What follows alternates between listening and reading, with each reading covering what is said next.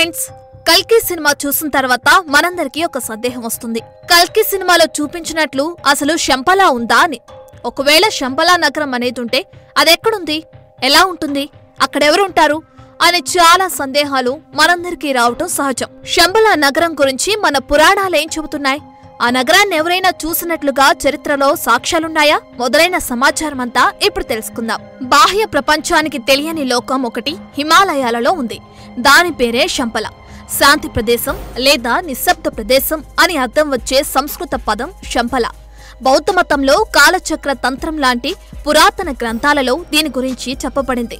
వీరు శంపలా భూమిని 1000 పేర్లతో పిలుస్తారు. ఫర్బిడెడ్ ల్యాండ్ అని, land of white waters, land of the living gods మరియు ల్యాండ్ ఆఫ్ వండర్స్ అని పిలుస్తారు. హిందువులు దీనిని ఆర్యవర్త అంటే విలువైన వారి భూమి అని పిలుస్తారు. చైనీయులు దీనిని షాంగ్రీలా అని పిలుస్తారు. అలాగే రష్యన్లు దీనిని బెలోవోల్డే అని పిలుస్తారు. కానీ ఆసియా వారందరూ దీనిని శంపాలా, శంబలా లేదా షాంగ్రీలా అని పిలుస్తారు. కొంతమంది యూరోపియన్లు దీనిని హిడెన్ సిటా అంటారు. ఎందుకంటే వందల వేళ్ల మైళ్ల విస్తీర్ణంలో ఉన్న హిమాలయాలలో ఎక్కడో మనుషులు చేరుకోలేని చోట ఆ నగరం ఉంది అని ప్రతీతి. అది అందరికీ కనిపించదు. అది కనిపించాలన్నా, చేరుకోవాలి అన్నా ఎంతో శ్రమించాలి. మానసికంగా, శారీరకంగా కష్టపడాలి. ఆ నగరాన్ని వీక్షించాలంటే అంతో ఇంతో యోగం కూడా ఉండాలని, ఎవరికి పడితే వారికి కనిపించదు అని అంటారు. అక్కడ దేవతలు సంచరిస్తారని, ధర్మం 4 పాదాల మీద నడుస్తుందని చెబుతారు. అయితే కొంతమంది పరిశోధకులు తమ జీవితాన్ని దారపోసి ఆ నగరం గురించి కొన్ని విషయాలు మాత్రం సేకరించగలిగారు. శంబలా నగర ప్రదేశమంతా అద్భుతమైన సువాసన అలుముకొని ఉంటుందని, పచ్చని ప్రకృతి నడుమ ఉండే శంపాలాను వీక్షించడం ఎంతో మధురానుభూతిని కలిగిస్తుందని చెబుతారు. ఇక్కడ నివసించేవారు నిరంతరం సుఖ సంతోషాలతో, ఆయురారోగ్యాలతో ఉంటారని అంటారు. బౌద్ధ గ్రంథాల ప్రకారం లోకంలో పాపం పెరిగిపోయి అంత అరాచకత్వం తాండవిస్తున్న సమయంలో శంబలలోని పుణ్యపురుషులు లోకాన్ని తమ చేతుల్లోకి తీసుకుంటారని, దుష్ట శిక్షణ చేశాక ఈ పుడమిపైన కొత్త శకం ప్రారంభమవుతుందని చెబుతున్నారు. ఆ కాలం 2424లో వస్తుందని కొన్ని గ్రంథాలు ఇప్పటికే తెలియచేశాయి. అలాగే విష్ణు పురాణం వంటి హిందూ గ్రంథాలు కొత్త స్వర్ణయుగానికి నాంది పలికే విష్ణువు యొక్క చివరి అవతారమైన కల్కి ఇక్కడే జన్మిస్తాడని, భూలోకంలోని దుష్టులందరినీ సంహరిస్తాడని చెప్పబడింది. ఈ నగరంలో నివసించేవారు ఎలాంటి రుగ్మతులు లేకుండా జీవిస్తారని, వారి ఆయువు మామూలు ప్రజల కంటే రెట్టింపుంటుందని, వారు మహిమాన్వితులని చెప్పబడింది. ఈ నగర విశిష్టతను తెలుసుకున్న రష్యా 1920లో శంబలా రహస్యాన్ని తెలుసుకోవటానికి తన సైన్యాన్ని పంపి పరిశోధనలు చేయించింది. అప్పుడు శంబలకి చేరుకున్న రష్యా మిలిటరీ అధికారులకు అనేక ఆశ్చర్యకరమైన విషయాలు తెలిసాయి. అక్కడ యోగులు, సిద్ధులు దాని పవిత్రత గురించి చెప్పారని తెలియజేశారు. ఈ విషయాన్ని తెలుసుకున్న నాజీ నేత అడాల్ఫ్ హిట్లర్ 1930లో శంబలా గురించి తెలుసుకోవటానికి, పరిశోధించేందుకు ప్రత్యేక బృందాలని పంపించాడు. ఆ బృందానికి నాయకత్వం వహించిన హెన్రిచ్ హిమ్లర్ అక్కడ గొప్పతనం తెలుసుకుని అది దేవతలు సంచరించే పుణ్యభూమి అని, ఈ భూమిపైన ఏర్పడ్డ స్వర్గమని నాజీ నేత హిట్లర్కి చెప్పాడు.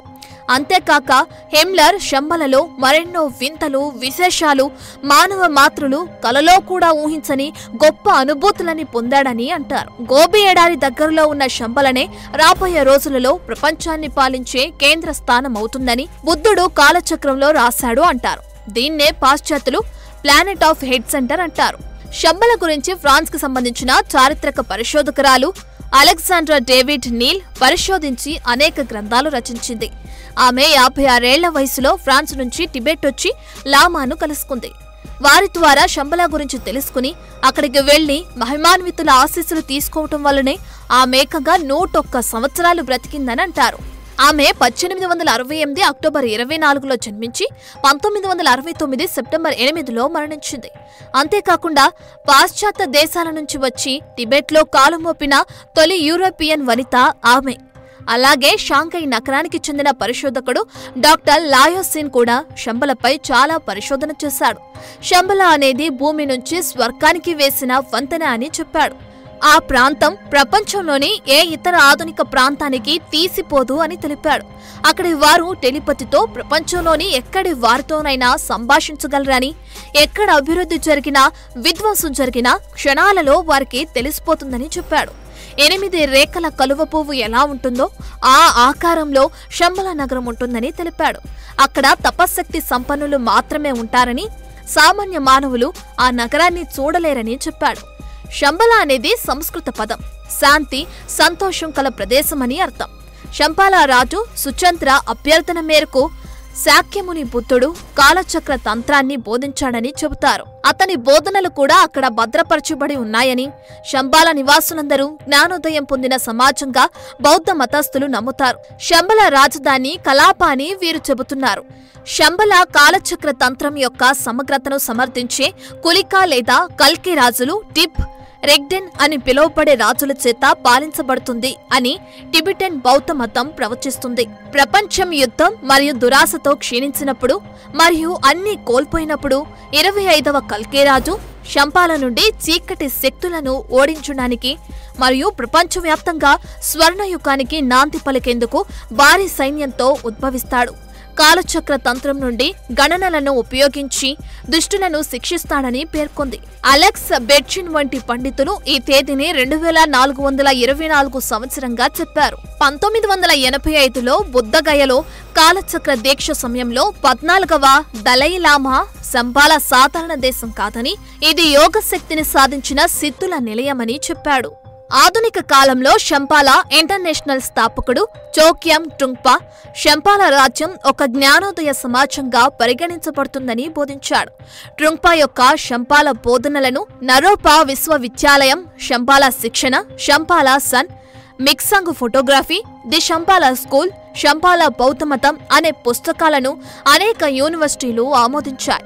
హంగేరియన్ పండితుడు సండర్ కొరోసి క్రోస్మా 1833లో వ్రాసిన ఉత్తరంలో ఒక అద్భుతమైన దేశం 45 డిగ్రీలు మరియు 50 డిగ్రీల ఉత్తర అక్షాంశాల మధ్య ఉన్నదని మొదటిసారిగా భౌగోళిక మ్యాప్ని ఇవ్వటం జరిగింది.